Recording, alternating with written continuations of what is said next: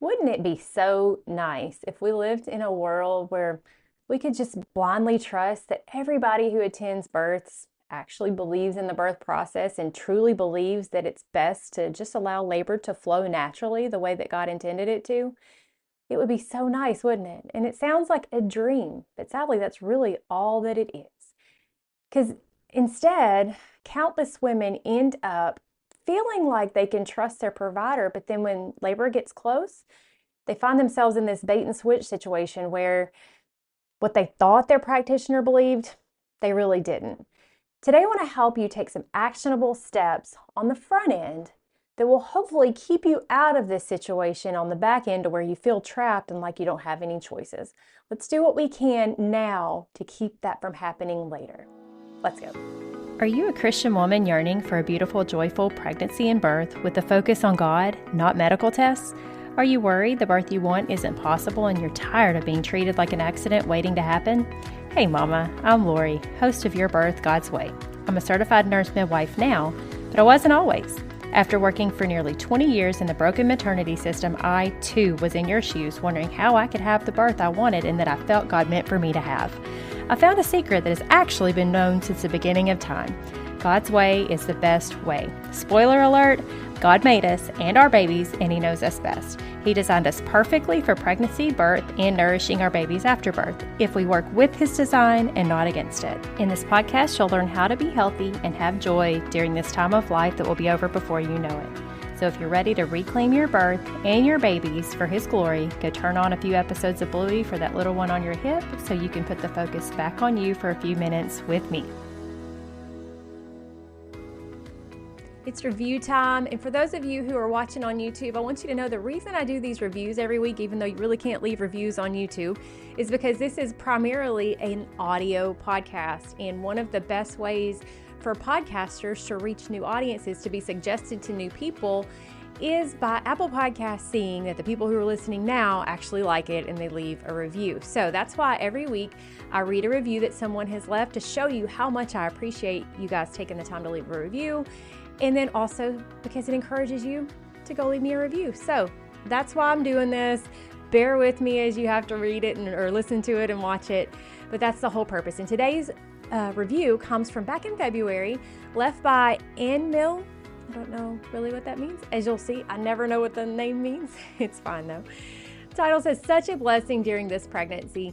Thank you, Lori. I've been so encouraged and have learned so much as we prepare to welcome baby boy number 3 here in just a couple of weeks.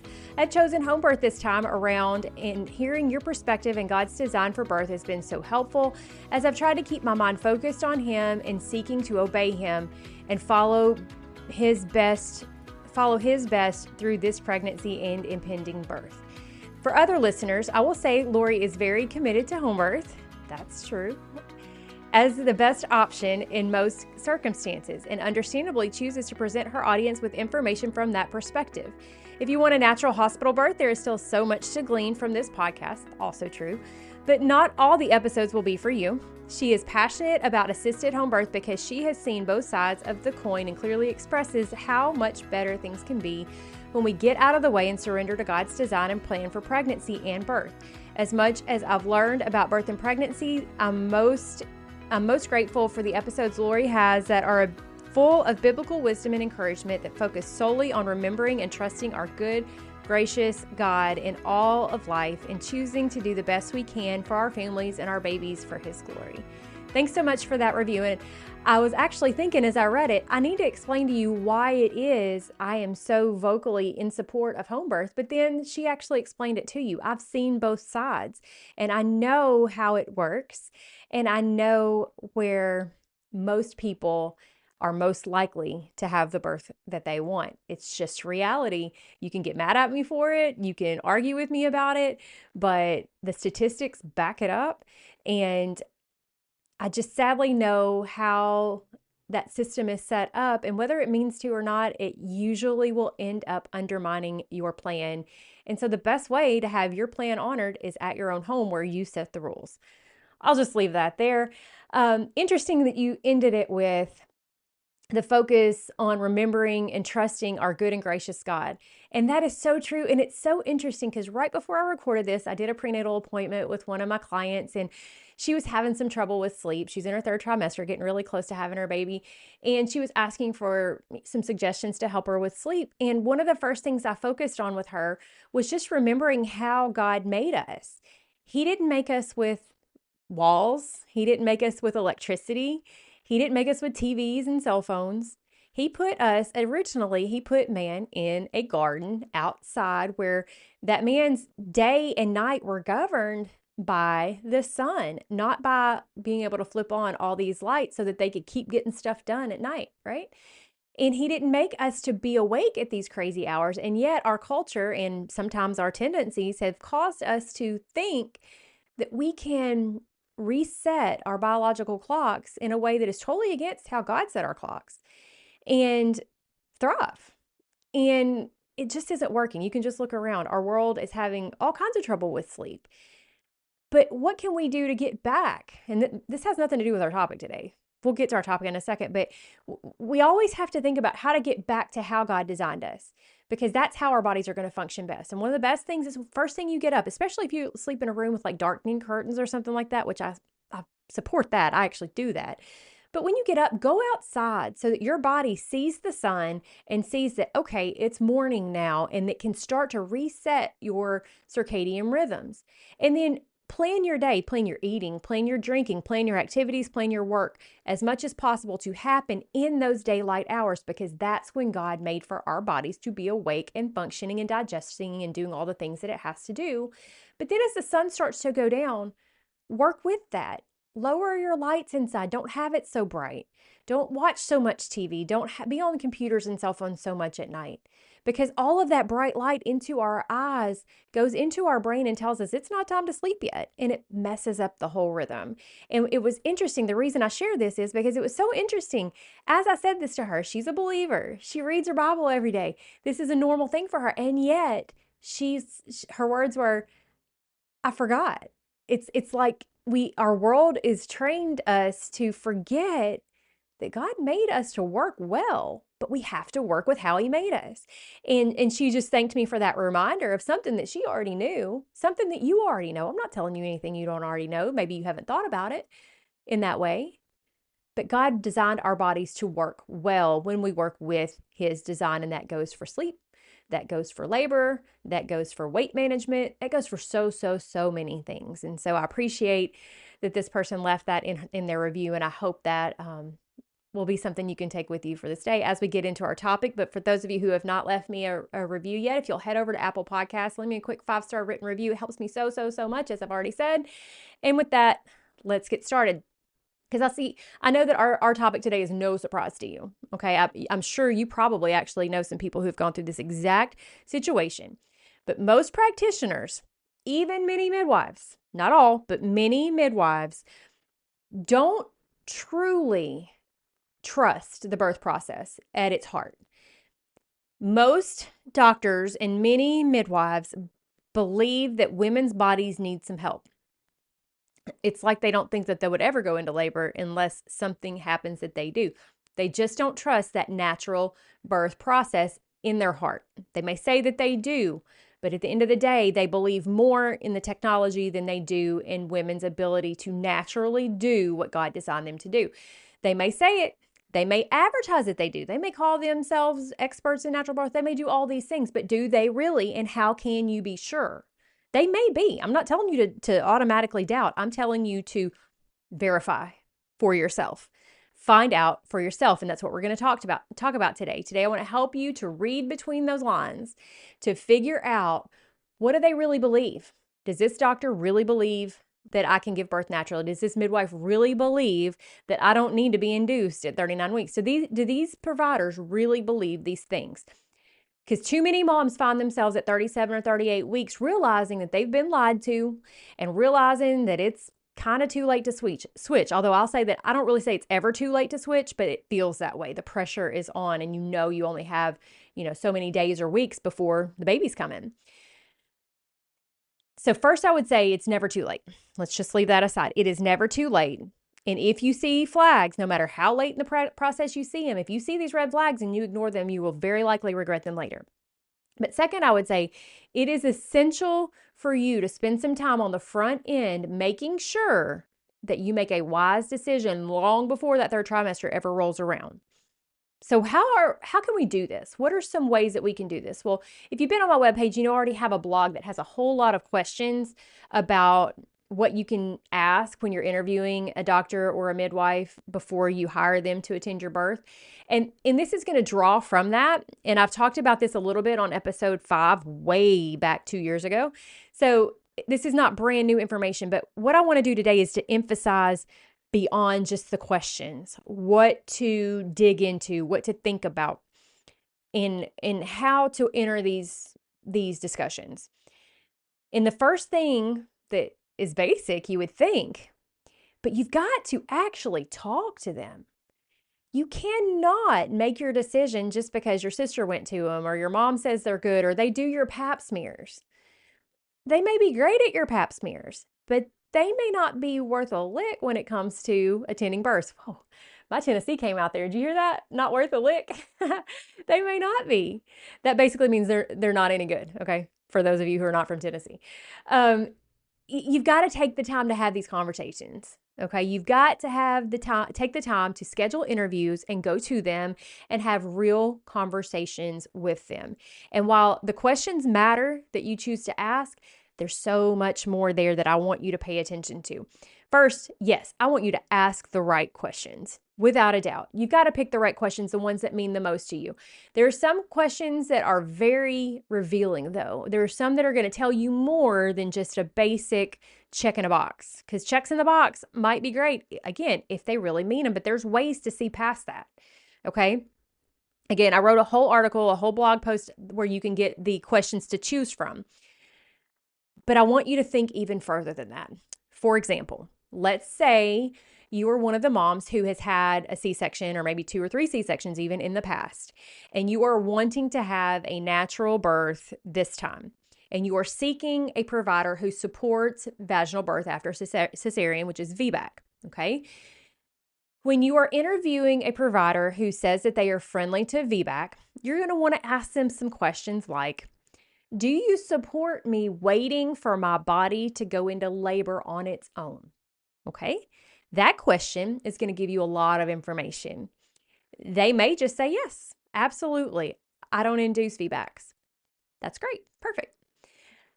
If they say something like, well, yes, but if you get to 30 or 40 weeks, we might want to start thinking about doing some things to get things started because insert reason here. These are maybe not red flags, but yellow flags that when you get down to 39 and 40 weeks, you're going to be on the clock. You're going to be having to stare at a calendar day after day and worry, am I going to go into labor today? Am I going to go into labor today? And you know what happens when you're having those worries? You don't go into labor because your mind is stressed and your body knows it's not safe to go into labor. There's a connection there. I've talked about that in other episodes. I really don't have time to dig into it today, but understand that stress of worrying that if I don't go into labor by whatever day, they're either going to induce me or pressure me into a C-section will cause you not to go into labor. That's real. So you need to know, are they going to put a deadline on you? And if they're going to put a deadline on you, keep that way up at the top of your concerns because you might want to find another provider. Other thoughts, kind of as a branch off of that, what are your thoughts on pregnancies that go past 40 weeks, especially in women like me who have had a C-section? Because that's going to give you a picture into what they actually believe the body is capable of and whether or not they actually believe that you should be having a vaginal birth after you've had a C-section. Ask them things like, and this is incredibly telling because they may say they're VBAC friendly, but ask them, what is their rate of successful VBACs? That means if they have 100 moms come to them wanting to seek a VBAC, how many of those 100 moms actually have it? Because see, if you're having a VBAC at home, that number is something like 90%, 93% maybe, depending on your provider. But if you're having it in a hospital, it's something like 60%. And that's not because the women at the hospital necessarily have faulty bodies. It's because of the philosophy that's behind what they believe about birth and how quickly they are going to react to things that maybe don't need to be reacted to. Okay, so ask them, how many people that come to see you, what percentage of those people actually have successful VBACs? And if they don't have a number, thing one is that's telling, because they ought to have a number. Thing two is ask them to find out. I want to know numbers, because I want to know what's the odds, what's the likelihood that I'm going to be able to have a successful VBAC under your care. Another question, out of those 100 women who seek your care for vaginal birth after cesarean, how many of those women who successfully have a VBAC, how many of those do it naturally and don't have any medications? That's going to tell you a lot, because a lot of providers, again, truly don't believe in VBAC, and they will often encourage their moms in a higher percentage who are VBAC moms to go ahead and have an epidural in place just in case. And once that's there, well, what are you going to do? You're going to use it, right? So these are just some things that are going to help you to see the true philosophy, the mentality of these providers. Do they really believe what they're telling you? These questions will help you to get a insight into that. And I hope you're kind of seeing where I'm going with this. You're not just asking them questions for information. You're paying attention to what their actual thought is behind the process. Do you see how those questions are telling? Do you see how you're getting at their true heart? Let's go to a different situation. If, let's say, you're wanting to labor naturally, but in the hospital setting, some questions that will tell you if that practitioner or the facility truly believe that natural birth is a good option are some of these. Things like, how do the nurses feel about natural birth? Do the nurses enjoy working with clients who are giving birth naturally? That's going to tell you a lot. If they don't have an answer or they kind of stumble over their answer, that's going to tell you a lot, okay? Or if they say they are wonderful, we have all kinds of moms who labor naturally. Maybe they even give you a few names of people who specifically really enjoy working with moms who are laboring naturally. That's going to tell you that maybe they really are in support of it, which there are many places that are, but you've got to figure out for sure. Ask them questions like this, and this one's going to tell you a lot. I actually heard this on a doula who was interviewed on the Birthing Instincts podcast. She said to ask them their thoughts on the Friedman curve, and that was like, wow, that's a great question, because the Friedman curve is based on flawed science, and it's the curve that you might even hear a doctor say that you've fallen off the curve. They may not mean to say it to you, but they may say it, and the curve is like, how it's basically showing how much cervical dilation they expect you to have per hour. And if you don't have that per hour, they think that you are having a dysfunctional labor. And many times they will say things like maybe they checked you at 12. They did a cervical exam at 12 and you were 4 centimeters. And they do a cervical exam at 2 and you're still 4 centimeters. And they may say, well, if you haven't had any change, by the time we check you next time, we may have to do a little something to get things going. Well, that tells you right there that you've fallen off the curve in their eyes and you're not laboring fast enough and they want things to go faster. So when you ask them what their thoughts are on the Friedman curve, it's going to tell you a lot. Do they think it's junk science, or do they abide by it? Or do they not even know what it is? That may be it too. But that hopefully they actually at least know what it is. And that answer is going to give you a lot of information. Ask them what their thoughts are on intermittent fetal monitoring. And what are their thoughts? And intermittent means in between, right? Not all the time, not continuous. Ask them what their thoughts are on you being up and moving around during labor. Will they say only if or as long as blank? Will they say that you can only do intermittent fetal monitoring if or only as long as blank, showing that there's conditions on it? Or are they all for it and they believe that's the best way to do it? Or do they think you need to be on a continuous monitor? These answers are going to tell you something about what they really think. I'm asking these because you want to know the details, but not even necessarily because you want to know these answers, but because you want to know how they think about natural birth. Ask them things like, what are your thoughts on giving birth in an upright position? This is especially telling for a hospital. Okay, if you're planning on giving birth in a hospital and the idea of giving birth on your back just blows your mind, you're like, I could not ever do that. Why would I ever do that? Understand that there's not very many providers in hospitals who would dare to try to catch your baby any other way. That's the only way they know. And if you try to start being upright or squatting or something like that, they're going to look at you like you got two heads because they don't have a clue what to even do. you've got to ask these questions, because if they're going to let you move around in labor, but then, hey, when you get to the hardest part of labor, which is giving birth, lay down on your back, that's a point where you're going to really, really bump heads. You don't want that kind of stress when you're giving birth. Okay. So figure this stuff out on the front end. Again, I asked them, did the nurses enjoy working with moms who are giving birth naturally? Do the nurses enjoy working with moms who have doulas? That'll tell you a lot. Ask them what they think about birth plans. Ask them, this is a big one, ask them, what is their primary C-section rate? Primary means it's your first baby or your first baby that's come to term. And that question tells you how many first-time moms end up with C-sections. That number should be very, very low. And if it's not, that's very telling. And again, what's their VBAC rate? How many of the moms who have had sections before actually end up having vaginal births later? These are going to tell you their heart. Okay? These questions will help you to see what they really think. And this is just 2 scenarios, 2 examples. But here's the next step. Okay, so we've gone through that you've got to ask them the questions. We've gone through how to ask the questions, and we've got to talk to them and all these things. But now, as you're asking these questions, listen. Listen to what they're not saying. Listen to what they are saying. Listen to how they're saying it, because all of these things are so very important. You may have the guts to ask them the hard questions. Some people don't have the guts to do that, but you may have that. You may be willing to ask hard questions, but you've got to listen to them past their words. Because if you are in tune with your intuition, you got that gut feeling, and that gut feeling is valid. Maya Angelou is known for a lot of things. She's known for this quote. This is one of the quotes that I always remember.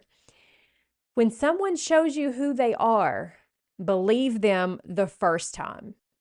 Because, we women tend to trust people, and then we kind of see the signs, but we kind of ignore the signs, and then we find out later that the signs really were true.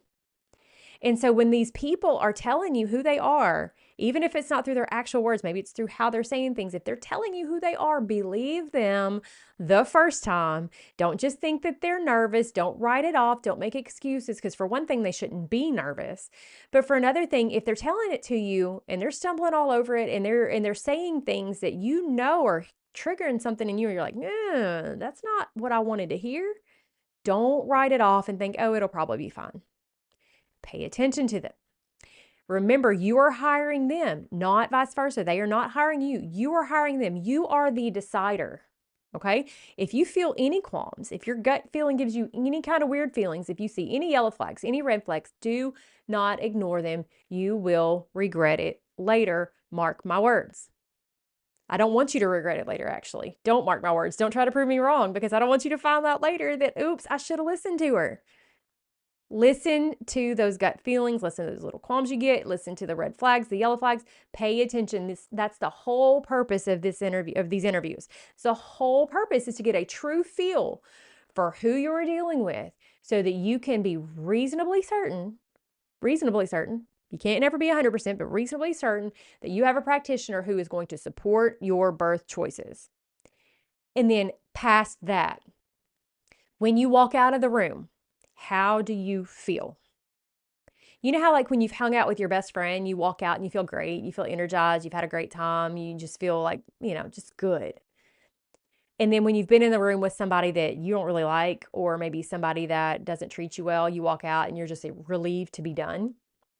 When you leave, do you feel good, or do you feel relieved that you're done and you don't like them and you don't feel good about them? Or you kind of feel a little, you don't know. Pay attention to that. Think about, did they listen to you well? Did you feel heard? Or did you feel like they were, on their phone, or looking at their computer, or looking at their watch or something like that while you were talking? Or were they looking at you, making eye contact with you? How did they listen? Did they feel rushed? Or did you feel rushed? Did you feel like they were bothered by you even being here? Think about how you feel as you walk away. Did you feel better, or do you feel worse? That's that gut feeling, and pay attention to it. Now, remember, you can find a list of all those questions that I talked about here and so many more. Like, there's like 60 something of them in a blog article that I'm going to link down below. Now, Don't walk into the interview with all 63 questions. They don't have time for that. They really don't. Pick out the most expensive. Pick out the most important ones, okay? And focus on those, but try to fashion them in a manner that you can see more than just the answers. You can see what they truly believe. Think through the things that are most important to you in your situation and pick out the questions that are tailored to what you need. And also remember that choosing that right practitioner is really just the first step.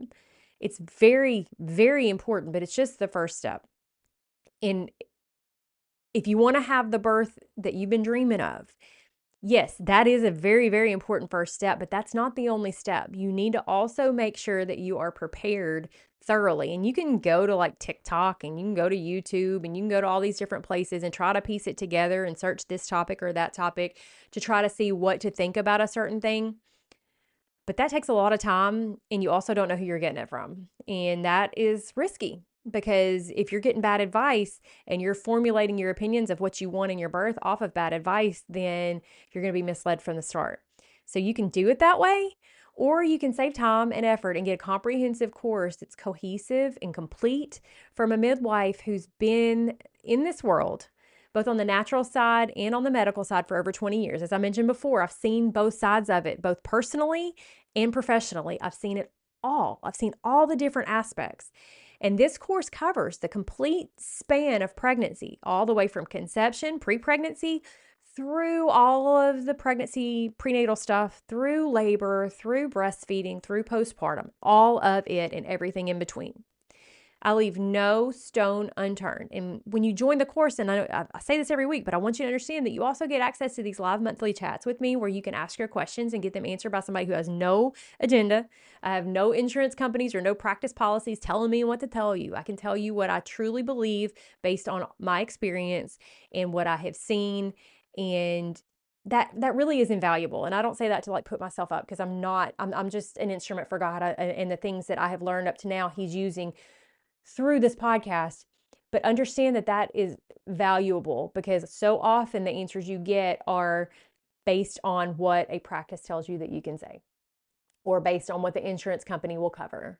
I don't have any of those things tying me down. Okay. I can give you true, honest opinion. So if that is what you're looking for, if you really want to have that dream birth and you want to give yourself the best chance to have it, this course is the way to do it. So what are you waiting for? Do you really want to watch one more video from an amateur that you don't know or even know if they really know what they're talking about? Or do you want to learn from a midwife that you know and trust, who you've come to know over the last 2 years? I've been talking to you in your ear every week, right? Do you want to learn from that? And if you haven't been listening for 2 years, by the way, all those old episodes are there. You can go listen to 2 years worth, and it's 2 years worth of us getting to know each other, okay? I want you to come join me. Go to go.yourbirthgodsway.com/CEC to get signed up, get started today. You get instant access. All starts right away.